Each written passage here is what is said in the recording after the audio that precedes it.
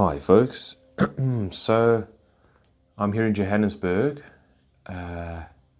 just on business and visiting family and staying in an Airbnb. And yeah, just doing a little bit of introspection. It's good to be away from one's home base and from the people that you're just generally around in order to do some little bit of introspection, be on your own in a way. And it's very important, obviously, try and take stock, catch one's breath, and just, so on and so forth. So, I was thinking this, like, why do we bless food, right? Or why do we say to each other, God bless, right? And for myself, growing up Jewish, I was taught to bless food, say the brocha, the blessing, for food, for a lot of things, and for the rain, for many, many things, really.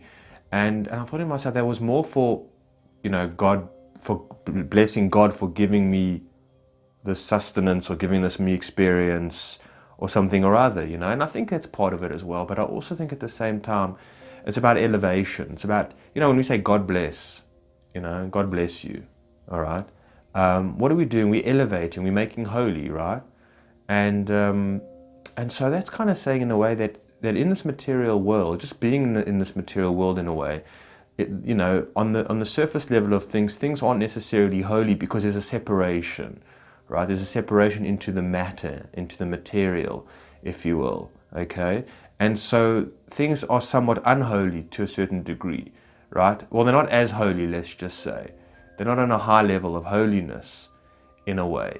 They're holy inherently, right? But they're not on a highest level because it's separated in form, if you will, and they're part of a duality. And when there is a duality, there's a separation, right? And separation from source, if you will. And so anything that's separated, right, again, is not as close to the source or part of the source. It is, but it's, we're using, measurements here, which obviously doesn't, and rationale and whatever it is, linear type of thinking in a sense, which is not appropriate to try and understand the metaphysics of the world that we live in. And so you say, you bless the food to elevate the food, to make it holy, okay? You, at the same time, you're blessing, you're giving thanks to God for providing the food, or for the people that have made the food or grew the food. You're giving thanks to Mother Nature, for providing the food, to the rain, to the soil, right? To, whatever it might be. You're connecting as well. By blessing something, you're actually making a connection with it. All right, you're recognizing, by elevating it, you're recognizing its inherent holiness, okay, and spirit in a way.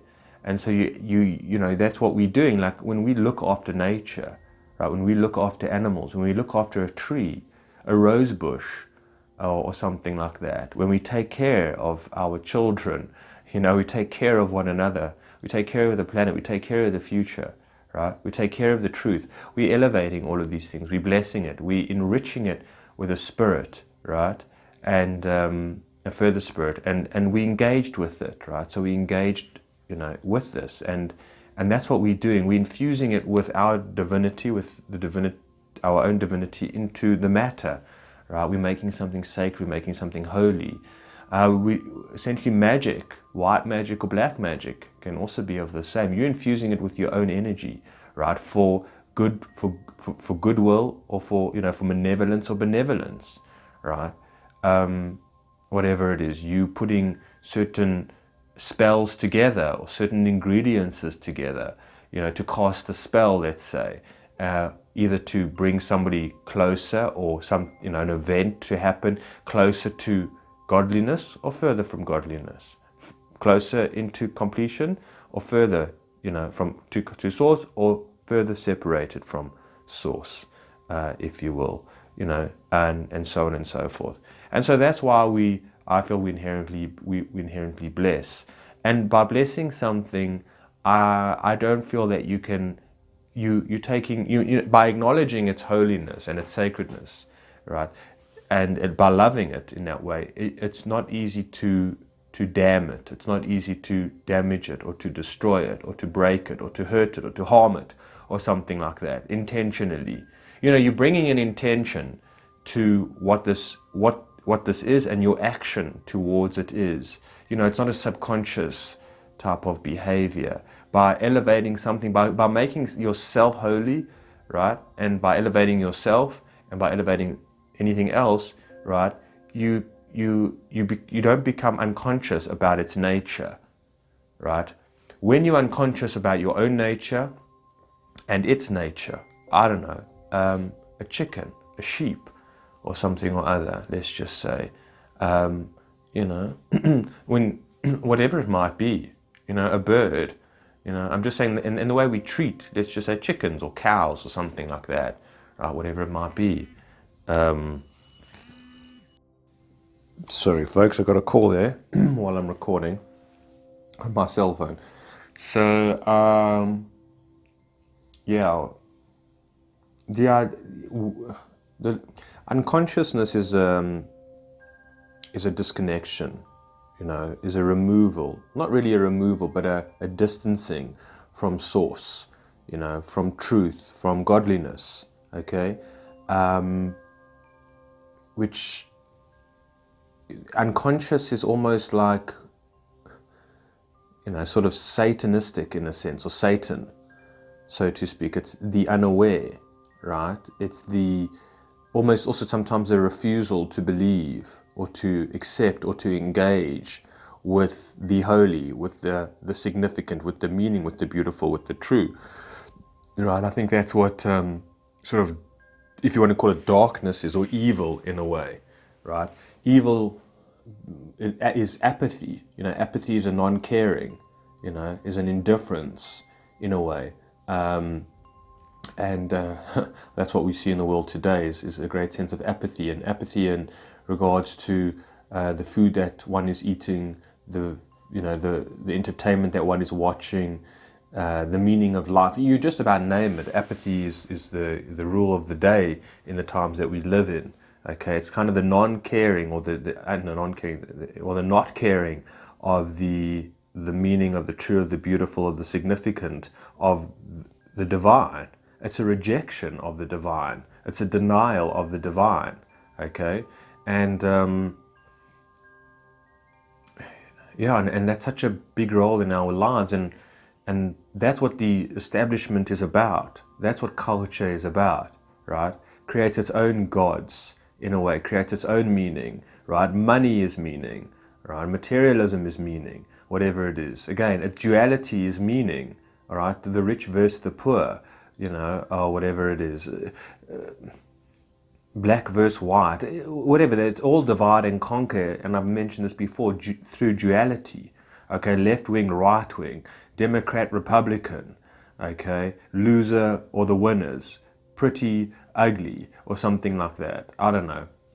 You just about name it. Man, woman, at war with one another, you know, so that they divide us by the duality of things. Again, the split.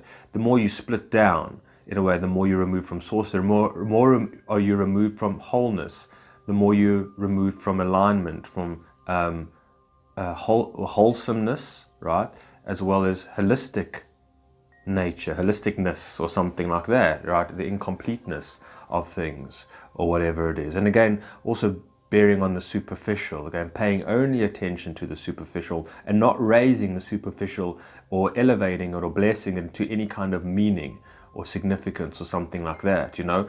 I'm reminded of the Truman Show, when Truman Burbank is saying, you know, even as a young child, how he wants to become an explorer and discover the world, and his teacher says, you're a little too late for that, right? It's all been discovered, it's all been explored, there's nothing out there, right? There isn't anything out there. And every time he wanted to leave the island, right, Sea Haven, whatever it was, he was told that there's nothing out there, that why don't you just want to stay here where your family is, where your friends are, whatever it is. There's no great beyond. There is no great beyond. This is it, right? Playing your part in this movie, or in this character of the Truman Show. This is where it's at. This is all that it's about, right? Following the script is what it's about, right? It's not your script. And any thoughts about, imagination or whatever it is, the great beyond, forget about it. What's beyond what lies beyond the ocean? There's almost like there's nothing, in a way. Or it's, just any kind of desire that he had for something else, for a deeper, richer experience, the richer, deeper experience of true love, if you want to call it that, with the woman who stole the kiss on the beach, who tried to, make him aware of the Truman Show. That's what he was, looking for. That's what he felt was true. The relationship with his wife was rubbish. He worked it out. It was an abusive relationship. It was a manipulative. It was underhanded. She didn't appreciate him. She didn't understand him. Whatever it was, right? And he met a woman who really showed him a moment of what true love feels like, and that's what he pursued, because everything else was fake. Everything, his friendships, his job, his relationships and his friendships, everybody with everything, his whole life was just fake. And so what he did was that he got onto onto his boat, and he went into the unknown, into the beyond, into the mystery. And that's why I keep saying the importance of the mystery, right? That is beyond the narrative of culture and consumerism and capitalism and whatever it is, and etc. And just that which is divided, that which is disconnected or removed in a way. The illusion of separation, because in fact we're not separated, right? I don't think anybody is separated. I don't think God loves humanity any less the more that it de-evolves, right? The less elevated it becomes. I think God is, unconditional, and so it doesn't matter, right? It's a parent who's unconditional loving its child, even though the child really badly misbehaves, right? The parent will just feel more saddened by the behavior of the child, but also they understand at the same time, well, they're just a child or something like that. And perhaps they hurt, they're in pain, right? Or they're just learning or something like that, right? You see, because love is unconditional, it's wholesome. There is no division within love itself. There is no separation within love itself. So, but it's interesting how far out this reality can get, and how how believable it seems that we can be so removed from source and our nature, and commit ourselves to the gods of our times, because, that's who the establishment is. Whether it's an ancient god of the Bible, right, that's still been playing around, or whatever it is, it's the elected gods, well, self-elected a lot of the time, but it's not the God in a way. It's the God of Egypt, as Freud would say that, Moses wasn't who really Moses was, in a sense, and Moses was it's a whole long story of Amatopet or something like that. I studied this a long time ago, and I can't necessarily remember, right? And so that's what culture media is about. Again, it's constantly devaluing you, right? And mocking you, teasing you, telling you what to do, and dividing you further into materialism, and taking away, like in the Truman Show, any sort of meaning or significance that might lie beyond the actual reality that is presented to you. That's what media does all the time. But what it does is that it abuses you, it insults you, right? It limits you, the individual. It's a war on the soul, like I've said before, right, of humanity. And that's what its job is to do. And that's what it does. And so it makes you feel pathetic, useless, right? It gets its minions, which is often mom and dad, to play its part, right? Or the teachers, or the gurus, or the priests, or the rabbis, or whoever it might be, the politicians, the lawyers, the policemen, whatever it is, to play their part in dehumanizing you, right? Devaluing you all the time, right? Even mom and dad, it's like, we're not interested in who you are as an authentic being. We're not interested in that, right? We're given our cultural operative tools here, the blueprint, and we're enforcing it upon you, and you will obey, and you will obey. And, so they've got us now, just coming more fresh, up to date, removed from one another, right? Well, we've done it to ourselves, like I've said before, but, wearing masks, but it's a bit humiliating. My brother, in Australia, he sees a therapist, and he told me the story that he went to see his therapist, and his therapist has to wear a mask during the session and goggles. Can you imagine sitting there with your therapist? My brother said, "Look, I can't have I can't have chat to you if this is what you're going to be wearing. I just forget about it." And the therapist was saying, "Look, if I don't do this, I could lose my job, So, you look so ridiculous." So people are willing to look ridiculous. The other day I saw people selling masks with the Adidas, emblem, symbol, logo on, the 3 stripes. And I see this all the time, all these fashionable masks now, or whatever it is. We just look stupid and silly, if you ask me. And they just come out with more and more of the most absurd, restrictions and protocols, as we know. They're trying to push this idea of, well, for full coverage, you need to wear goggles. This is the new thing. And they'll keep on humiliating us. They do it all the time. I mean, they humiliate us through our music, through movies, through a lot of the creative efforts of human beings. I mean, I can't watch a TV series without a sex scene happening every 5 minutes, or vulgar swearing, the F words, or using the C word, calling each other pathetic, or the children being so badly behaved and ruling the show, running the whole household, or whatever it is. It's just depraved. It's so hard to find something with wholesomeness anymore. Right? The music is absolutely putrid. I've spoken about this so many times. They're using these weapons that we think are our very source of entertainment and, interest, to absolutely disconnect us, desensitize us. Again, this word desensitize. A friend of the channel who's left a comment before, question, I haven't got around to doing it, talking about what's the pro and cons of sensitivity. Right? Sensitivity is realizing that which is sacred, and that which has been defiled at the same time, right? So sensitivity is a very difficult thing, but it's your lifeline, it's your God line, it's your connection to God is your sensitivity, so your sensitivity to meaning, right? Your sensitivity to humility, right? If you're very sensitive, you're not going to be grandiose, right? But there's much more to be said on sensitivity as well. But sensitivity is the connection. Empathy is the connection to godliness, to holiness, right? For elevation. It's your relationship to that which has meaning, okay? That which is alive, so to speak. That which is true. And then the opposite of that is having to see, again, the temples being torn down, and I'm saying the sanctuaries, right, being torn down and being turned into whorehouses or something like that. Now, I'm not necessarily, not that whorehouses are the worst thing that we can imagine, but even, much worse than that.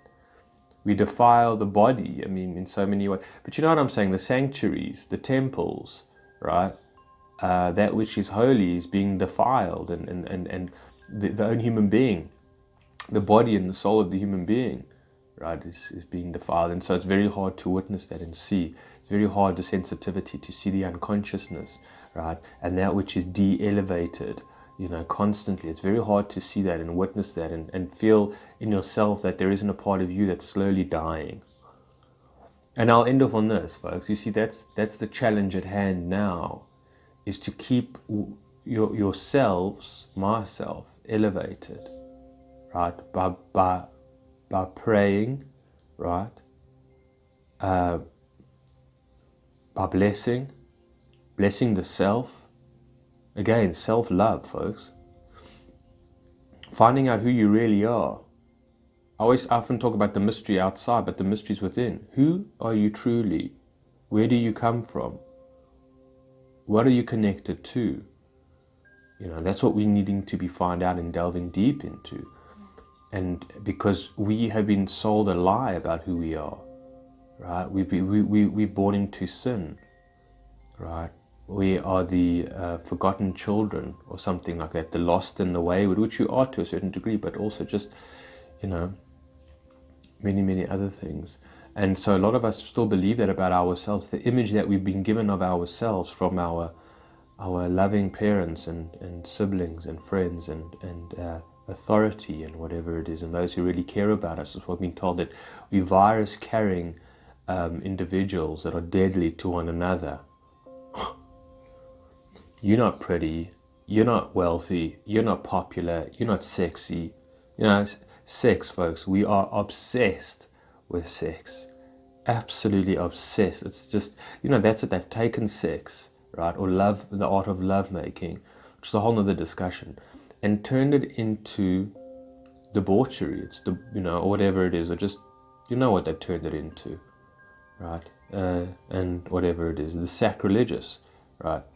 And, so just coming back is that we bless ourselves, we bless one another, we bless the food that we eat, we bless, the sun that shines on our backs or on our faces, keeps us warm, the wind, the air, and that is showing an acknowledgement, an appreciation for that which sustains you, right? That which your job is to do as a human being, right? Animals cannot do this.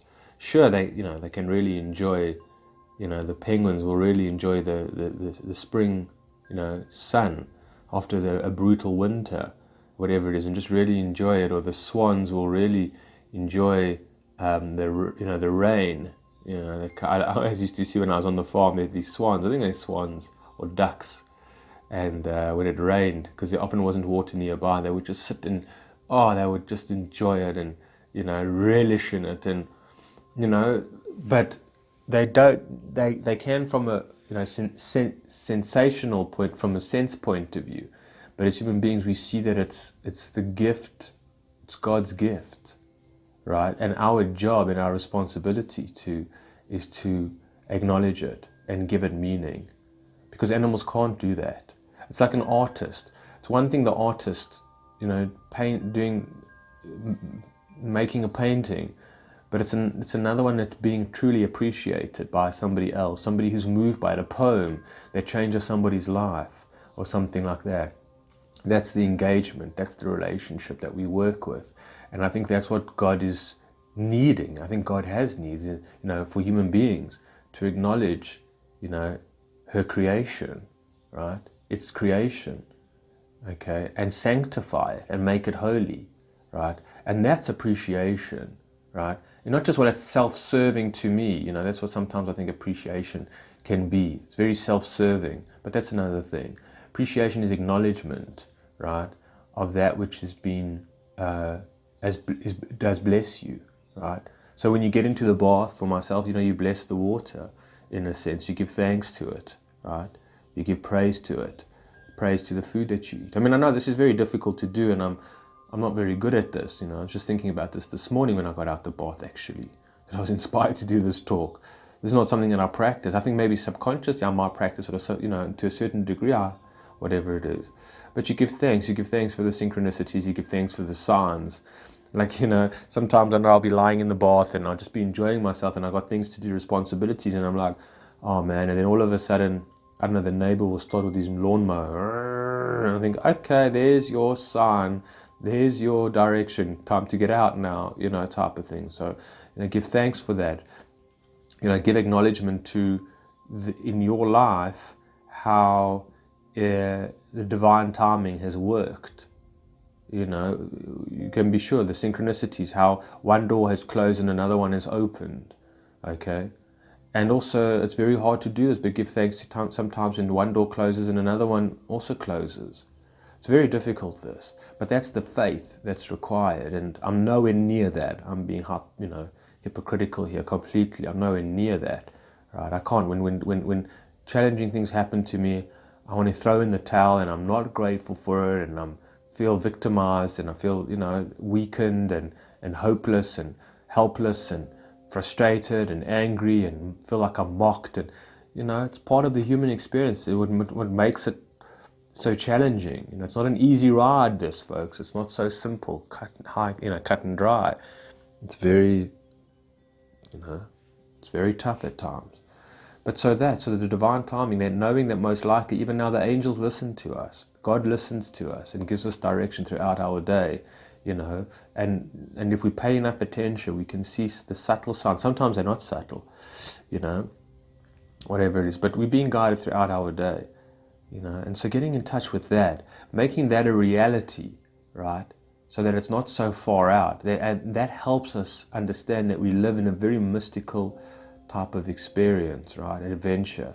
It's not just like, you know, we incarnate here, you're born onto this planet, you're left alone, there's no higher guidance, there's no ancestors, there's no angels of any kind. And when you expire from this planet, when you die, that's when, you know, everyone's like, oh, you're back, or let's check what you went through, or whatever it is, you know, that you traveled alone, and, you know, or something like that. You know, like let's say you go for a run on the road in the morning for an hour, and when you get back, everyone is, how was your run? And well, they didn't know how the run went for you because they went with you, they went journeying with you, right? But I think that we are journeyed with the angels, with the ancestors, with, you know, however you may look at it, all the time. And so we've got to be more in touch with that, so that doesn't take the mundane doesn't set in. You know, the Truman Show doesn't just, you know, overwhelm us and you know, again, sort of just take away the magic and the mystery of this existence, of this adventure, if you will. All right, folks, thank you for taking the time. I've got to get on with my day now. It's hard to balance both worlds at the same time. I mean, I've got to go and deal with staff a little bit, stock-related stuff, a little bit of finances, tax, and things like that. And I'm just, you know, but what you got to do is got to face the music, you know. Got to. That's what it's about, folks. Live in the mundane, but on a very magical and at the same time mystical experience, you know. That makes sense. All right, folks, take care.